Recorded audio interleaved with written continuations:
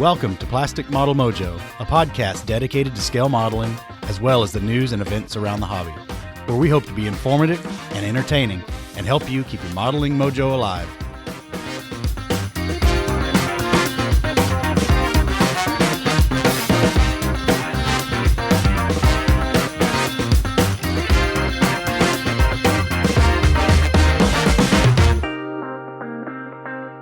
Welcome back, modelers, for episode 8 of Plastic Model Mojo. I hope everyone out there is well, given the current world health situation in this COVID-19 virus pandemic. If you are like me, I'm sure many of you are spending a lot of time around the house, so hopefully your modeling mojo as well, and a little hobby activity will get you through all of this. Dave and I will be having a conversation about the ups and downs of photo-etched details in our special segment, so let's have at it. Good evening, Mike. How are you doing? I'm good, given the circumstances. How about you? Yeah, I'm doing okay. I guess we're living kind of in uncharted waters here. I think so for our generation, for sure. Yeah. To everybody listening, if you hear something coming from the background, I got an offspring playing video games about 20 feet from here, so he's a little excited. They're all trapped. They're all trapped inside. So. Yes, we did pretty good today. Did you?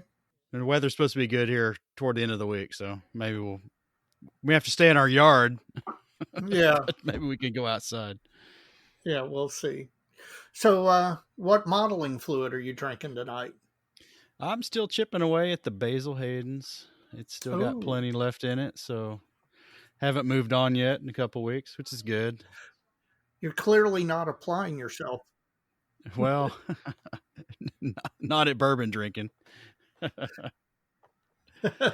probably not there's the, still not a lot of the that place to apply Basil myself. left. You need to work harder. My bottle's getting a little light, so. And I posted to the Facebook page that I picked up a backup of Bullet, so I'm good for a little while. And what are you drinking? Well, I may have found a new favorite brown liquid. Fellow club member, friend of the podcast, and my longtime friend, Scott Skippy King, for Christmas gave me a bottle of the Balvenie 14-year-old single malt Scotch Caribbean Cask Edition. Oh, yeah, that's pretty good. I've actually had that. Oh, my gosh, this is good. It is single malt Scotch, which is, of course, one of God's favorite liquids. It's 14-year aged. It's finished in rum casks, and so yes. It's got a nice buttery finish on it. Yes, I was going to say the distinguishing feature of this is that it has a sweet, buttery finish that you don't normally get in a lot of single malt scotches. And I'm telling you, I could get used to this. This is, other than the fact that I know how much it costs, and that would put a serious. Skippy did you right. Yeah, I know he did. I'm telling you. I mean, this is you talk Christmas presents. This is a Christmas present. Yeah, that's pretty good. This could put a serious hurt in my modeling budget if this keeps up. So, but yes, I'm enjoying that. It's about 86 proof, so it's very similar in alcohol content to a mid-range bourbon. But boy, does it drink well. Well, you're just going to have to make it last till next Christmas and make sure Skippy knows how much you liked it, and maybe he'll repeat on you there. Especially if he's listening. I'm hoping for. Well, we've had a little bit of listener mail since our last episode. By the way, just here's my pitch for everybody listening. If you would, go and rate us on whatever podcast app you're listening on. Give us 5 stars. Help us gain popularity. The podcast is growing. The numbers are really good, and so we appreciate what you're doing. Please keep it up. For listener mail this week, or this month, since the last episode, I guess, Luis Diaz is back. He was from Florida, and a couple of things. He actually asked for a bourbon recommendation, so I put him onto the bullet. Oh, how long do you have? That Well, could be a that whole one podcast. bullet's not terribly expensive, and it's really good. So Yeah, yeah, you can't go wrong with that. That is a great introduction to bourbon. hopefully he likes it. He may decide he doesn't like bourbon, but that's okay. He's gonna try. Yeah, He was also asking about switching from enamels to acrylic paints, and he was asking us about Mission Models paint because we had mentioned it a little bit, but not too much. And yeah, I sent him a link that John Miller had sent me to one of his own uh, write ups, presentations, I guess, that had some information in it. And I'll have to follow up with Luis and see how that went. So hopefully he can decide whether that's for him or not. It's just it's such a change from enamels, and it's a change from acrylics that you're thinning with some type of lacquer thinner. So yeah. we'll have to see how that goes. I'll be curious to see how his experiences with Mission Models paint. I noticed there's a new Facebook page, so they have enough fans that are people are got their own Facebook page about using these paints. I might I might have to dive into there and see what folks are doing. Well, you definitely need to post that link on our Facebook page because I was unaware of that. Um, the difference for me between enamels and acrylics is that enamels are kind of idiot proof, and me being a giant idiot, um, I find them so easy to use. You don't have to be as conscientious about preparation or about mixing ratios. Uh, Enamels just kind of work as long as you've got a minimum level of intelligence, whereas the acrylics really seem to take some work sometimes. I'll follow up with him and see how that's going, and if there's more information. I need to go back through John's emails and see maybe if he sent me some other things, but hopefully he gets to a place he likes with that. Uh, Ethan Eidenmilk from San Diego from last time came back, and I wanted to mention him again because I actually called him Nathan last time, which is not his correct name. His first name is Ethan, so I apologize for that. But he brought that to my attention, and I told him I would correct it. So there we go. Good. I like to get things That's all right, so right. that was kind of left me there a little bit, wishing I'd done a little better. But because it was probably right in front of me at some point, I just said the wrong thing. You could blame it on the bourbon. We could, but this is the front end of the episode, so hopefully I don't stagger into this, right? Yeah, right. A couple more.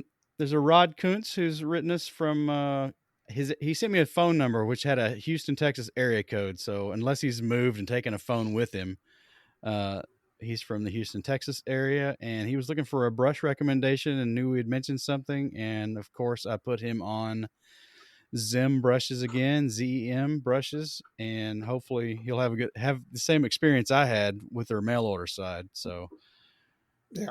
that should be good for him. He was looking for something new to try, and he should be able to do that and not spend a whole lot of money. Yeah, no, I love them. In fact, I picked up a couple of more. Actually, I was ordering something off Amazon and had a gift card, and so rounded up with some Zim brushes, detail brushes. So uh, got those the other day and pretty pleased. And finally, Doug, who we met at the Indianapolis show a couple weeks ago, has sent me another email and informed us that he's moved ahead with the prototyping of the new modeling tool he's working on, and he's asking for help with some field testing. So we might actually see that, or be able to put somebody in the club onto that and to give that thing a test drive and give him some feedback. So still being kind of vague about it because you know how it goes. But I'll be interested to see it when his latest prototype's up, and I'd be interested. I like to see people thinking outside the box as far as new stuff for modeling, because that's how we ended up with a lot of the tools that we use today. In addition to these four that I've picked out, we've getting a lot of fun comments on the Facebook page. I appreciate that. With these people posting their modeling fluids and things like that, and it's a lot of fun. And Yep. I think I don't want to say we struck a nerve. That didn't sound quite right, but we've hit on a theme here that I think some people are relating to. Yeah, I agree. I agree. And I'm pleased with all the activity on the Facebook page. So, speaking of the Facebook page, I noticed that you posted what looked like not only a finished model, but a finished base and figure. So, what's going on? Almost. Yeah. Well, the So, PT-76 is on a base that the groundwork's all done. I've got the figure mounted, and I'm going to print a nameplate on the computer here next few days and slip that one in the display case. all right. Between the Vallejo textured earth material and the static grass I bought at the indie show and a few nights of plunking away at it, I got it to where I liked it. I even used that Vallejo material as the adhesive to actually attach the model to the base, Mm-hmm. and I'm really, really pleased with the way it came out. I think it looks pretty good. Yeah, it does. And what impresses me is that you one of the things that I shoot for in every model I build is I try at least one new thing, one new technique, one new material, one new something to try and, I mean, keep it fresh, to improve my skills, to do whatever. And the nice thing about your PT is, as far as I know, you did a number of new things, new techniques, new materials, new stuff, and they seem to have worked out well for you. I was about to say it ought to be good for a while if we're going to try one new thing on a project. But One new there's thing, at just least one so new much thing. new in the painting of that vehicle, and I think I've got a new way to do basing now. That acrylic material is so much better than mixing up the paper mache based celluclay and painting it and trying to get it to stick to something. And I don't I know. agree. I think it's just, I did all that work and I just had on I had a piece of cardboard I'd cut and I was moving that project on and off the bench, and I was using that product instead of this, celluclay stuff we typically use in the past. I was able to keep the mess contained, and it just, it was almost like using paint, Yeah, really. very much so. As you know, I did that little 1 inch by 1 inch test with the material, and I'm very impressed with it. I think it is very manipulatable. It's a whole lot better than celluclay or some of the other stuff I've seen. So, in fact, I'm about to use it on my vignette uh, base. So, this will be my first big time test with it. But it looked good on your base. Well, I'll give you one thing to watch out for, though. Okay. I'd done a bunch of preliminary work on the groundwork before I attached the model or the figure. Yeah. And when I did that, and I was blending the new wet material with the prior applied stuff that was already dry, I tried to really flood it with water and blend those edges out and feather them out so Yeah. they'd be not so discernible. When I did that, I think the texture that's added to that material is like white pumice. Mm-hmm. So when I flooded it kind of with a really wet water or a really thin material, it washed the pigment off away from that white pumice. So Oh, when it dried, there's like a white speckly sandy texture to some of the areas. So I had to go back again and make sure I didn't do that. So gotcha. something to watch out for. Okay. Well, good tip. Good tip. Other than that, I'm my little dwarf is coming along. I've got right now, literally, I've got scores of Vallejo bottles across my workbench, Yeah. and going on and off the wet palette and just trying to get this thing base coated. And this figure is 25 millimeter scale, Yeah. so it's a dwarf. So 25 millimeter is 72nd. gra- well about ground to the eyes is the way it's kind of figured. So a Yeah. dwarf, 25 millimeters for a human is, he's about 18 millimeters, so he's not very big. This thing is incredible. I know the photos on the Facebook page really I impressive just with the can't. detail. Hard to believe. No bigger than Yeah. this is how much detail it has. So it's a lot of fun. I really like doing this because the sky's the limit. I can do whatever I want. If I don't like it, I just Yeah. repaint it. I'm not held to some paint scheme or time period or anything like that. So Yeah.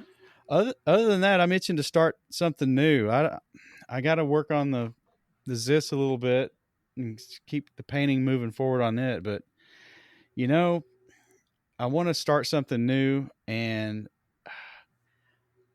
it seems I'm looking at a lot of things that aren't 35th scale armor or ordnance or along that vein. Hmm. So who knows? Who knows what I'm going to Come build? come over to the 72nd scale. We have bourbon. All right, Palpatine.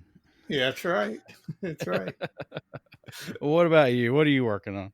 Well, as anybody who's followed my blog, or I think I might have even posted it on the PMM Facebook page, I had uh, I lost a good friend a week or so ago, and that kind of put a dent in my modeling. My longtime compressor, 27 years, passed away, and so that kind of put a hold on some of my modeling. Now I've still got the MiG 17 going. It's still in construction. I've got the wings on.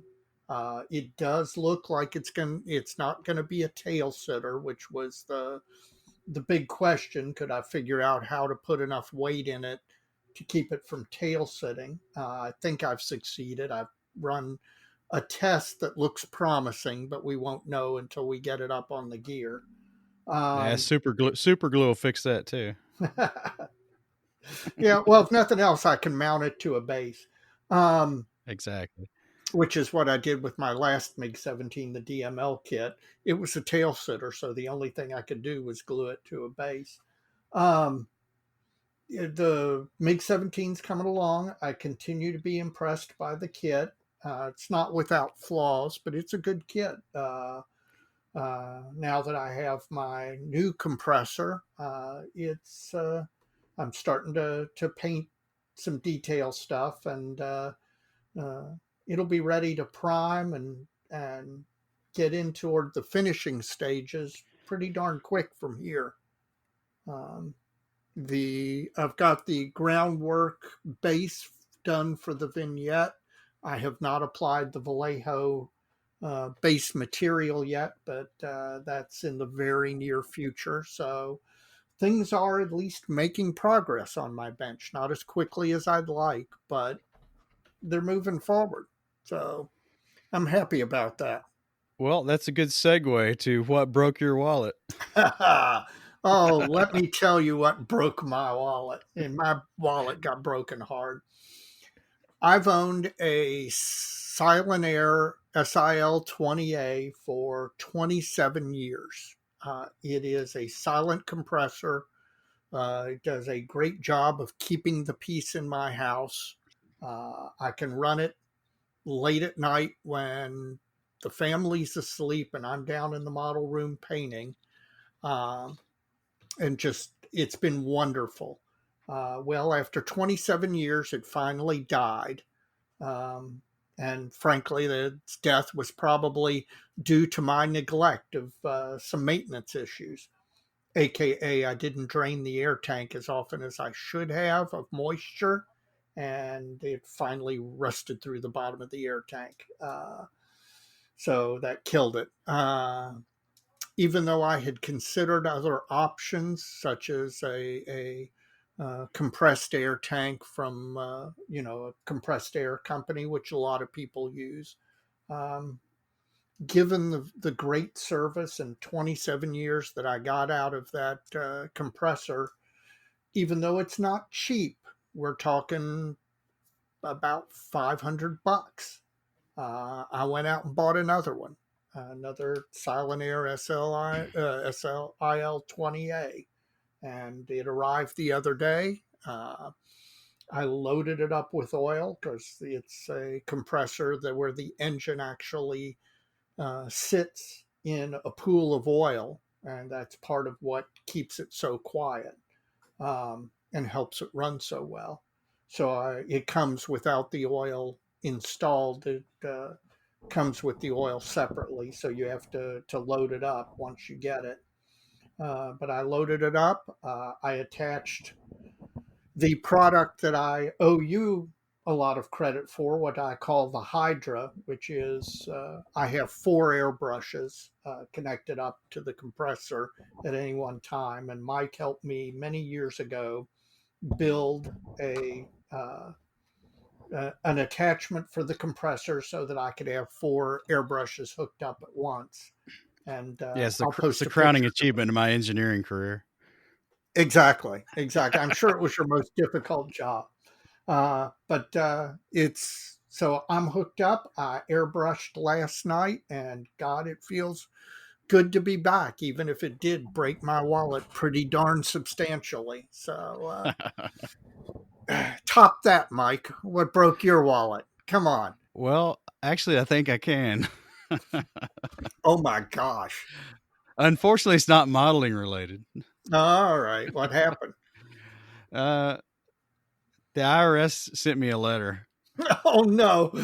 No good sentence ever came after the IRS sent me a letter.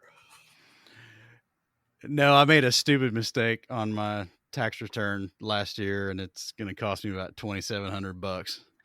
Ow. Oh my Lord. You know, That the part that sucks about it is it was a clear disparity on the W-2 reported to my wife and what I entered in on my tax documents. And they wait till a couple of weeks before your 2019 return is due. Yet they've charged you all this interest since April 15th of last year. Are you suggesting that our government might be a little bit like a loan shark?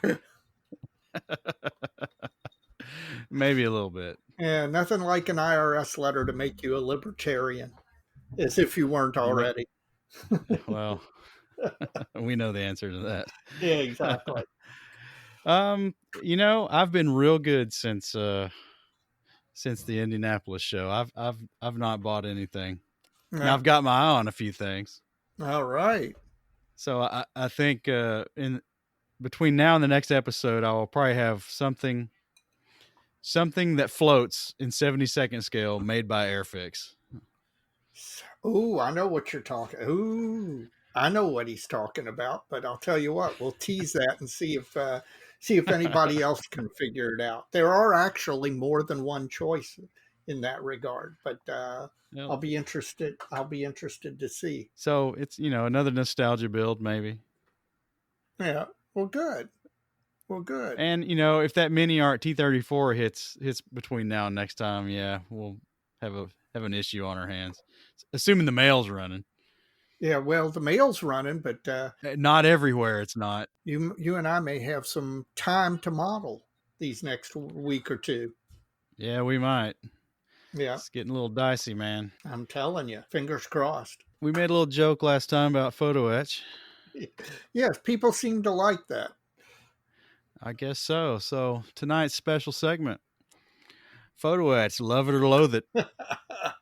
Mike and I have discussed this once or twice in our long friendship, and we Yeah, have once or twice. we have strong opinions when it comes to photo etch, and they're probably not going to get us an Edward sponsorship anytime soon. So I don't know. Why don't you start, Mike? Well, I expanded my show outline a little bit, and to go back probably till I'm trying to think when myself as an armor modeler first encountered this wondrous creation. And 1980s? yeah, it's 1980s. And for armor, it was, you know, a little ad and fine scale modeler by an on the mark models. I remember them. I want to say he was out in Colorado. Yep. And there was a few others. There was Airwaves out of the UK. Was another early one on the armor side, probably maybe the aircraft too. Oh, yes, Um, definitely. And to this day, some of the best photo etch out there. and probably some of the worst too. Well, aren't there were some fit issues, but uh, it had a number of advantages that including the metal that it was made in and the fact that it was not utterly two dimensional. Yes, So which is one of our beefs, but we'll get to yeah. that. You know, a bullet here on my outline is first experience, and for me, my first experience was with on the mark models, and it was a set for a T-34 surprise. Surprise. On the mark models is Mark. Gosh, what's his last name? Mark Parachetti. Mark Mark Perchetti, which and I think he's passed away, I believe. Maybe. I I don't know know. his wife Eileen still does stuff for IPMS USA. Oh, okay. Well, that would explain that. That was my thought, was that his wife was still doing IPMS stuff, so it made me think that he was still Yeah, with us. But that's we'll talk about that later. I used this on a sure. T-34 kit I was building at the time. At the time I was building, the Tamiya kit was the only T-34 kit, and like a lot of modelers, I think the first experience with this stuff is Traumatic. traumatic. Yeah, that's a good word, because at my point, my modeling skills weren't bad, but they weren't what they are now, and it was a lot to bite off, really. And some of the pitfalls I experienced in using this for the first time was God, the stuff just seemed to have an aversion to CA glue, Yeah. except when I was trying to. Well, it had an aversion to CA glue when I was trying to put it where I wanted it. But Any other time, it seemed to glue itself fine to whatever was next to it. amen. Amen. And Well, then the other issue I experienced with that project, it was the old school weathering, the old paint, wash, dry brush. yeah. So dry brush and photo etch don't go Do together. not go together. No. Not very well at all. It is not robust to being dragged on by a dry brush. Big Yeah. surprise there, right? Right. But in the end, I prevailed of sorts, I guess. It all ended up okay. I probably could have done a better job on some of it, but I learned a lot. I'll say that. What about you? What about Well, your first foray it's into photo etch? my first foray into photo etch probably had to do with it might have been Edward. It might have. I don't think it was Airwaves, although I've used some Airwaves over the years, and to be frank, it's my favorite photo etch company for a number of reasons. Um, it was probably a cockpit, uh, probably an instrument panel, which in photo etch you usually got these multi-part sandwich photo etch panels that you could sandwich clear acetate in between two pieces of photo etch to get a instrument panel that looked much better than a decal or whatever was plastic part was in the kit. The big problems are it a lot of times didn't fit. It's clearly now been superseded by these Yahoo panels, and I think Edward's doing them now. These photorealistic, 3D printed, I think, um, instrument panels that, frankly, make photo etch panels um, just irrelevant now. Like you, getting photo etch to glue down, it took me years to finally come upon the trick of using future, a wet dab of future as a way to position photo etch and then let it dry and then come back with CA uh, after the future had dried. Um, but yeah, for some reason, photo etch just never wanted to stick where you put the CA. But once you got the CA on it, it was going to stick somewhere, and usually somewhere you didn't want. Um, my biggest pet peeve with a lot of photo etch, and I know you and I've talked about it, is the fact that the producers produce a lot of photo etch that they want you to use by cutting off detail on the kit and replacing it with photo etch detail. And sometimes that's an improvement, but a lot of times ultimately the photo etch part they're having you replace it with isn't really that much of an improvement over the injection molded detail, particularly now as injection molding gets so much better. Well, I think that's really true with a lot of the earlier photo etch sets. Once you get past the two really what I would call the pioneer ones for scale modeling, the On the Mark and the Airwave, I think were the two first ones that I know of. Yeah, well, and then Th- there was a company called PhotoCut. yes, there was Photo Cut, but Photo Cut actually started in the model railroad genre, Yes, I know. and that's a whole different ball of wax there. But it wasn't long before Edward came along, and they've gotten a lot better. Leaps, quantum leap, really. It I want to go back to the SU-76 I built years ago, and there was some photo etch made for it. There was an Edward set, Yeah. and the photo etch was just etched metal duplication. Thinner obviously because it's not plastic, but photo etch duplication of the kit parts, and some of the kit parts they were replicating weren't even close to the real thing. So they And weren't correcting, they were just replacing. they weren't correcting, they were just replacing. And you've seen that model. Yeah. Now there's some photo etch sets for the later kits, the mini art and the Tamiya version of that kit that basically have photo etch versions of what I ended up building from scratch almost.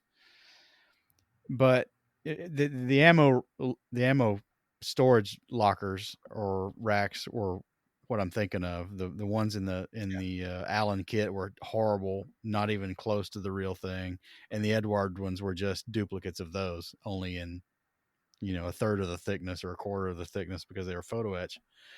And you just got all these details that were in these early sets that weren't really improving a whole lot. They weren't more accurate. They may have been thinner, but they weren't necessarily more accurate. But I think now things have come a long way from there. Oh, I think that's true. I think Edward probably has gotten more conscientious, paid more attention, particularly as the company has grown. Um, my single biggest complaint about Edward Photo Etch is the material. Um, the that I guess it's some sort of nickel or stainless steel. I don't know. It's some sort of silver metal. And I just find it so much more difficult, even after annealing, so much more difficult to work with than etched brass, which is what the early photo etch sets almost all were, was etched brass. And brass just is so much easier to fold and manipulate and utilize that. uh, it's rare that I will utilize an Edward photo etch set much at all because of that. I've not used an Edward set in a while, and I'm trying to think if I got an upcoming project where I might. Yeah, I probably do. I've got stacks of it. You know, I sit here and gripe about it, but we've gotten to the point now where a lot of it is a lot better than what's in the kit. But Yeah, are you going to use it all? I don't know. I don't that think is so. the other thing that no, you and I have talked about any photo etch set. Um, there's some stuff that, yes, it is an improvement, and yeah, it really does make the kid a lot look better. And then there's a lot of stuff that's just ridiculous to use, either because it's a two-dimensional representation of a three-dimensional item, or it's no better than what's already on the kit. Um, Again, I'm trashing any ability we've got to get a Edward sponsorship, but to me, the biggest wastes out there are these Edward Big Ed sets where they charge you $50 for three or four photo etch sets, an interior set, an exterior set, a gear base set, and I just cannot imagine. Now, I want to stop and say there are some wizards out there. Okay. There are guys who, they've sold their soul to the devil, or, they've got some deal with somebody going on because they can do things with photo etch that I can't do. And I don't think any normal human can do. Uh, there are masters out there, but for the average Joe modeler, a lot of that stuff in those big ed sets is something you're never going to use.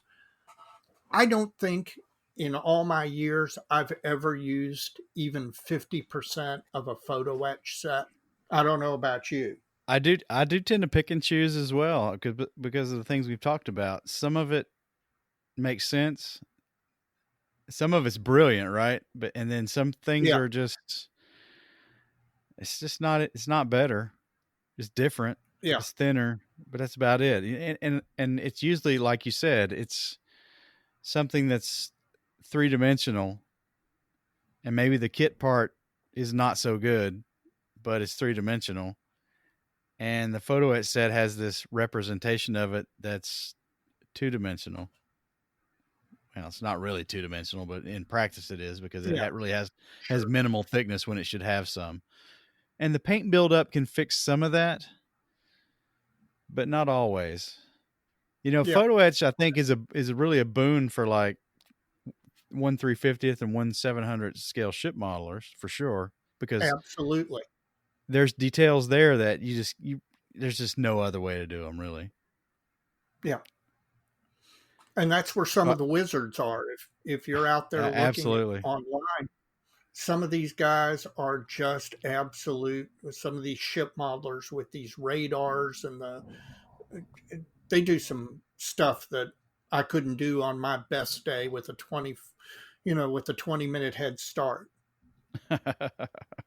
Well, another aspect of this is that a lot of kits now are including some of this. Two to come to my mind be an armor modeler or dragon and trumpeter. Now, Yeah, some of this stuff, the dragon stuff, I think is okay. It's usually brass and it's pretty soft, and I've had pretty good luck with it. Now I just finished this trumpeter PT-76. Now here's a little tidbit about that kit. I wanted to build that as out of the box, and I ended up abandoning that on the tracks because the rubber band tracks were terrible. Then I went to the trumpeter individual plastic links, and they were terrible. So I went with ferrule tracks on the PT-76. But I did not put an aftermarket photo etch set on that kit. Trumpeter had an etch fret that included, well, a couple, and it included the The intake screens, which were fine, they were okay, but they also included the wire baskets over the headlight clusters on the right and left side of the front hull, and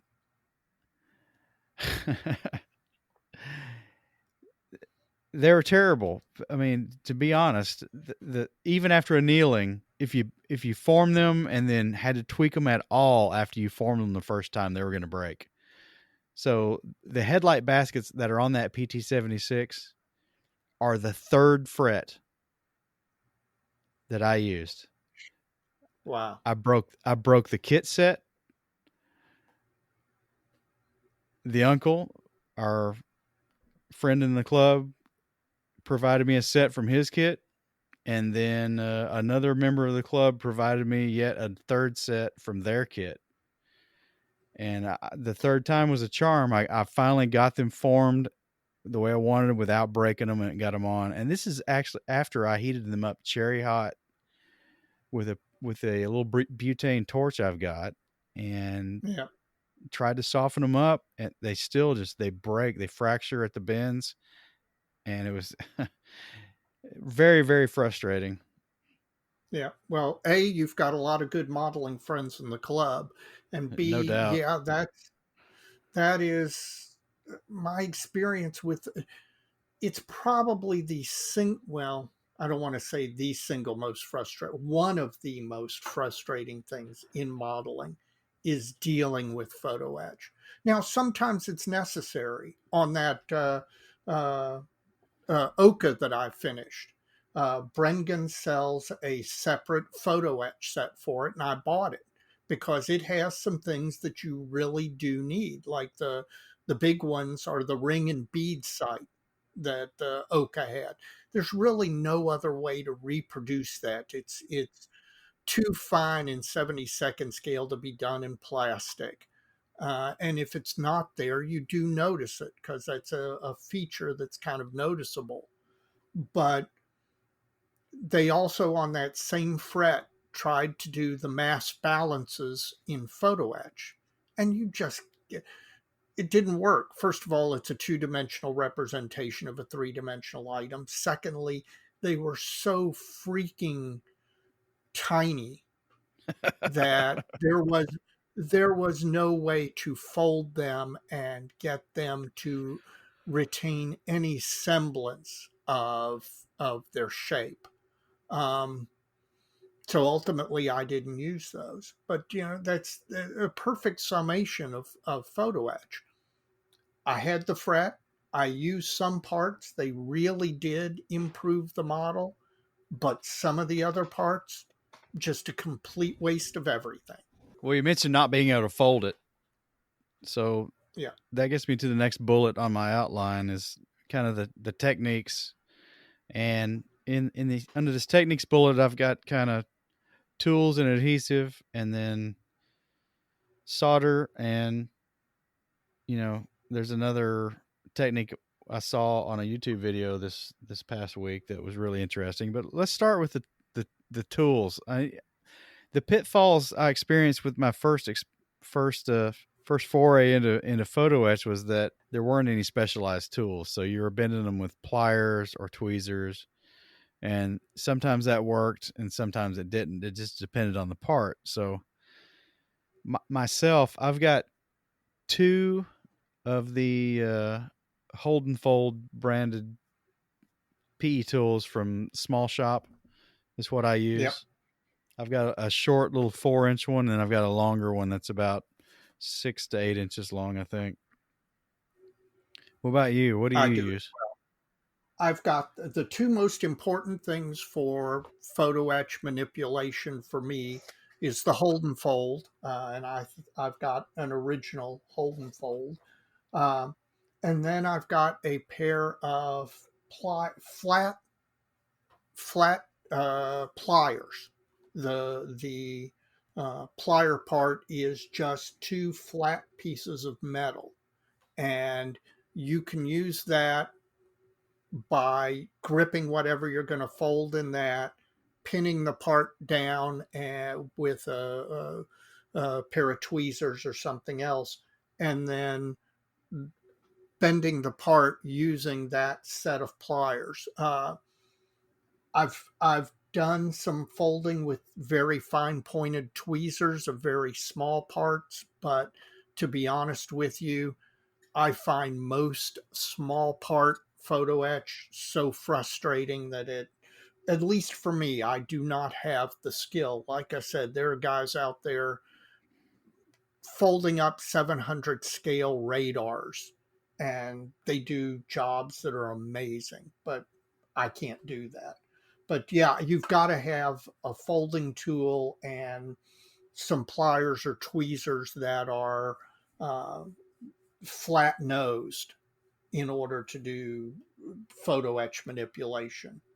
Now, another thing that is worth mentioning is getting these parts off the frets. Oh, Uh, one thing I recommend is you got to have something rigid under it. You really yeah, can't cut these off while on top of your self healing mat, or a block of wood or whatever. It really needs to be rigid and give you almost complete pushback while you're trying to cut this off. So you know you may have one, but when I ordered these Holden folds from Small Shop, they sent these little squares of acrylic, black acrylic, yeah, and this little plexiglass or Lexan um, second piece to actually hold the part down from the top side against the bottom, which was the black acrylic. And you can cut against something rigid.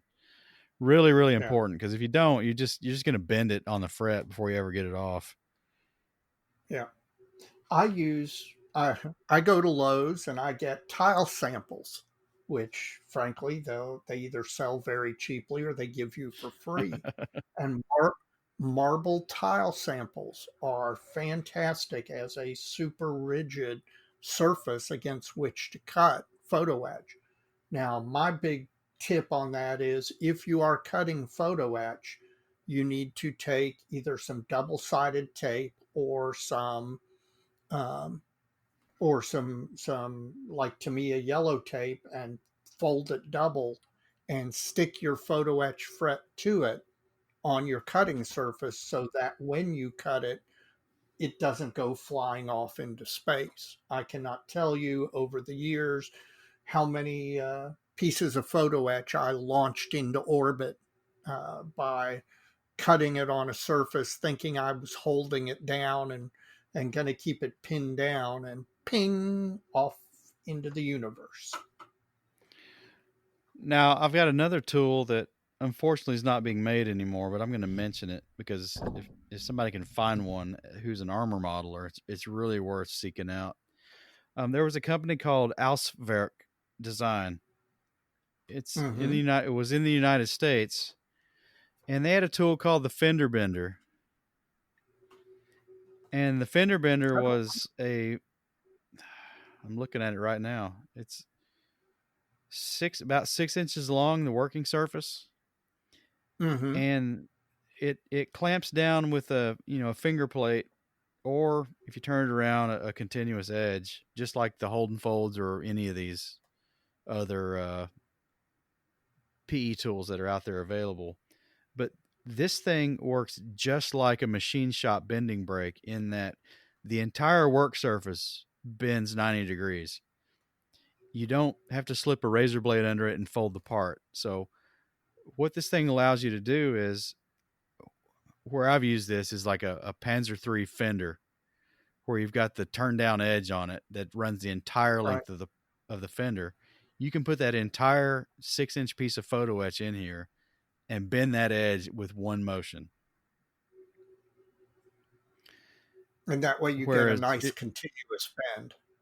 right, because if you try to do it an inch at a time, it'd be all wavy, right? You wouldn't be able to get it right. Right. But I'll post pictures of this. This company's not in business anymore, and I was lucky to get this when I did, and I've not used it that much. I've used it on one project, but somebody needs to revisit this, I think. They also had some Yeah. really cool T-shirts, but that's got nothing to do with photo etch. Some entrepreneur.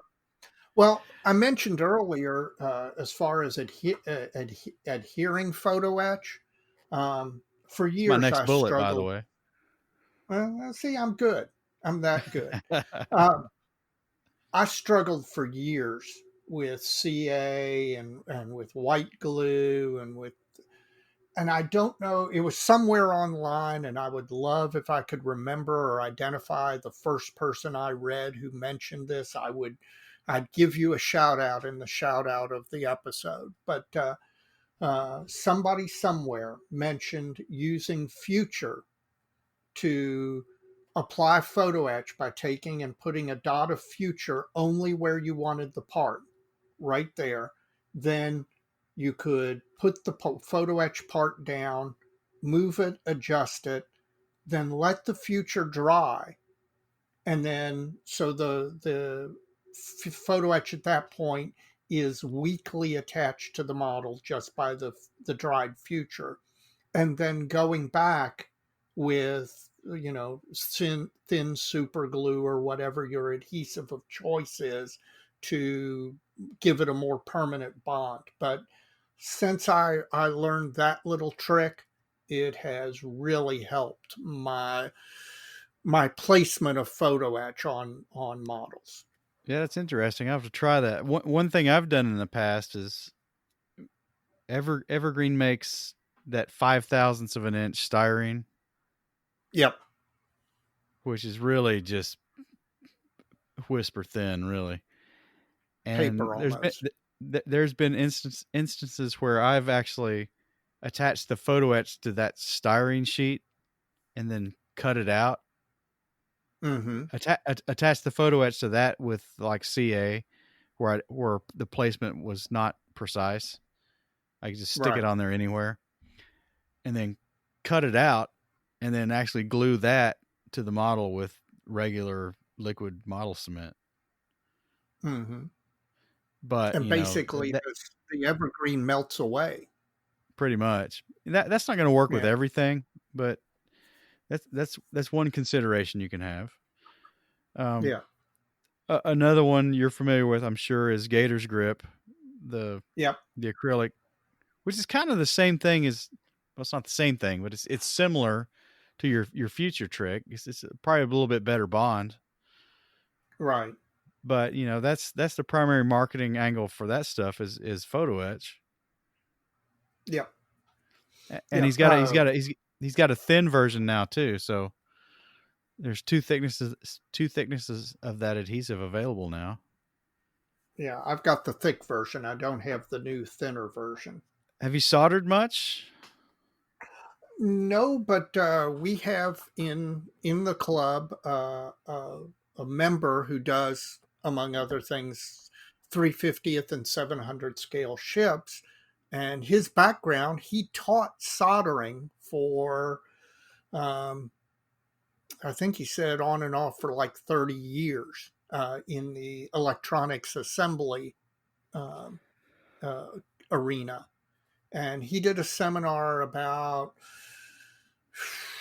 I guess, maybe October or November of last year at the club meeting, um, and showed us his techniques for folding like tripod masts and soldering the joints. And clearly, if you are folding and assembling a part like you're folding a piece of photo etch into a box or a tripod mast into the tripod mat triangle mast form, if you can solder, it clearly is the best way to go, because once you fold it and put it together and solder it, if you can do it very cleanly, which this guy could because he's, very talented at it and has a lot of experience, nothing looks better than that. Now, I've not tried that, and I think I'm going to here in the near future. But I saw something on YouTube that was really interesting here recently. It was one of Uncle Nightshift's tricks, Which was. which was he seems to favor this black tinted CA adhesive, Yep. I've And got some. one of my biggest beefs with this is if you over glue it, you got a mess. It's really hard to clean up because the stuff dries so hard, right? Right. So what he's doing is he's using this black CA to glue these parts onto his model. Because it's the black CA, he can see it. He can see all the overage that he's Right. applied, and he's not really giving a crap because he's going back with a brush and debonder and removing all Yep. that excess. Yep. And I saw that And and I was like, son of a gun. I'm not sure that's exactly what you said, but we It's don't want probably an not, but explicit. yeah. I I've got to give that a try because that has been one of the biggest reasons that make me hesitate on photo etch is getting excess CA out there that I can't get off. Yeah, without ruining the piece of photo etch that you Yeah, attached. without ruining it. So I'm gonna give this a try. Now Yeah. Well, the black CA really helps because you can see it. So if right. you're using a clear CA, it's a little harder to see where you've got some errant super glue on there. But I gotta give that a try. That looked like a really slick way to go, and to really take some of the overthinking out of it, which tends to be my problem sometimes. Well, an engineer overthinking? Who ever heard of such a thing? Who to believe? Uh, Yeah, really. well, I was going to say, as to that black CA glue, I saw obviously the same video you did and had the same smack my forehead moment. And I picked some up on Amazon, and it is the version I got is not rubber infused, which some of the black CAs are. It is just super glue that's been tinted black, I assume, with some sort of food coloring Well, or we some used to sort use of a black product from Loctite at in the lab at yeah, work all the time. yeah. And it real I mean I was the same as you, is I've got to try that, because yeah, that is the big thing about photo etch is cleaning up the excess. Well, in closing on the photo etch segment here, I found something online that was really interesting.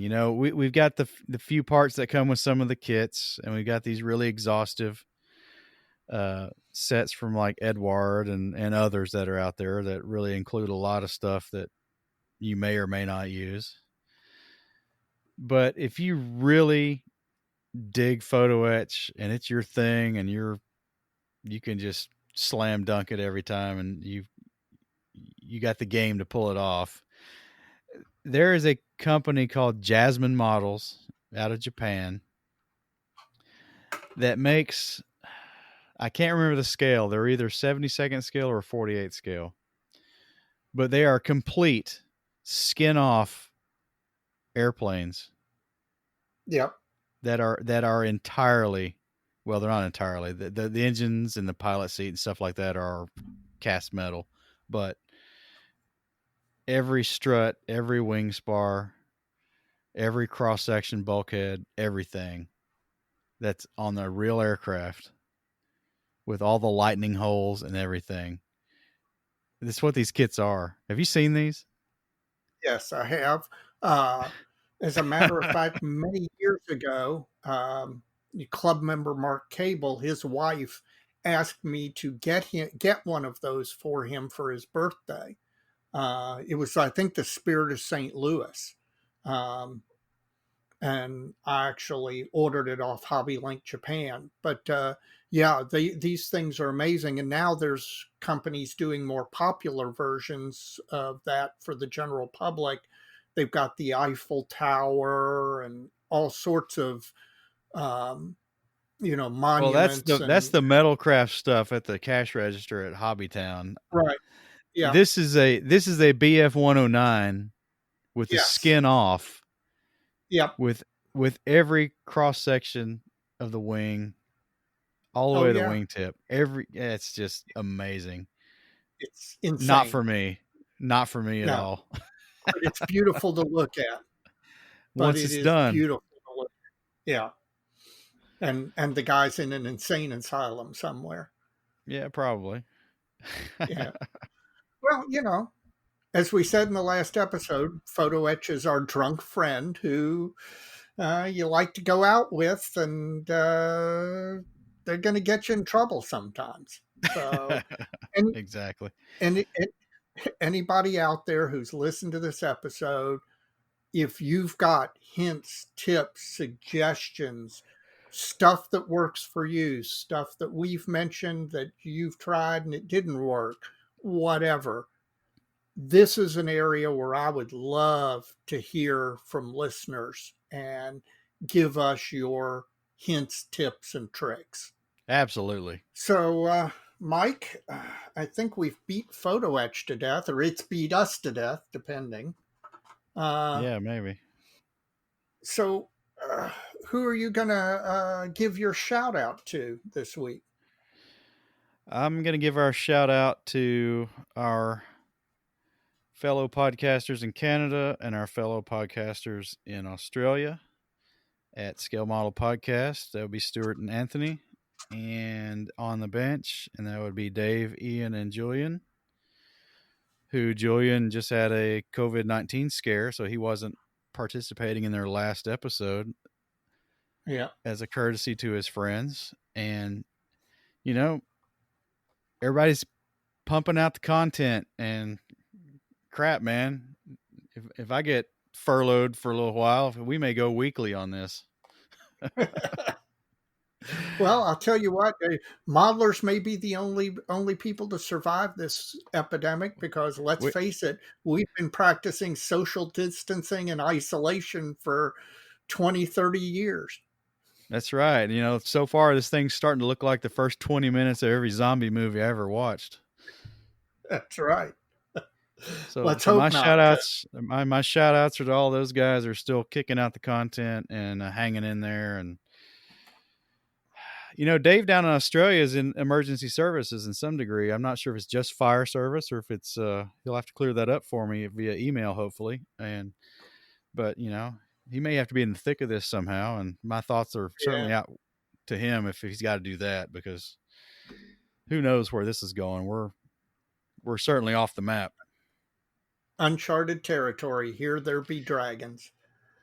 Well, my shout out this month is to Silent Air, the company that makes silent compressors. I gotta say, I loved the one I had for 27 years. I loved it enough that when it died, I went out and bought another one. I actually sent them I thought you were going to say you went out and buried it. No, I did not. I actually have thought about that. I've got it here, and it's enough of a friend that it feels like I ought to take it out and bury it in the backyard next to the pets. But in this day and age of crap manufacturing,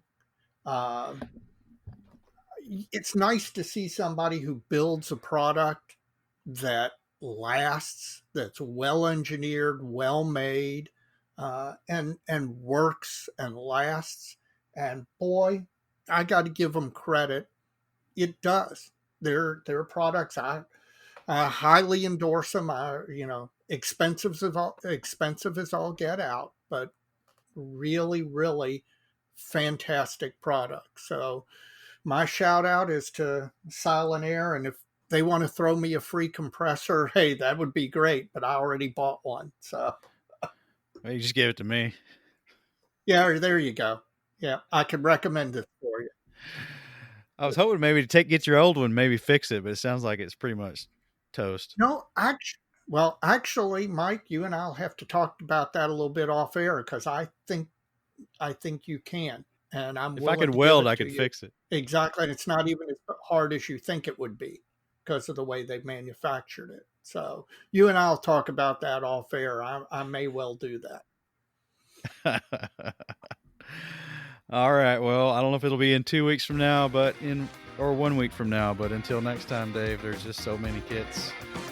And so little time, Mike. You take care. All right. Good night. Good night.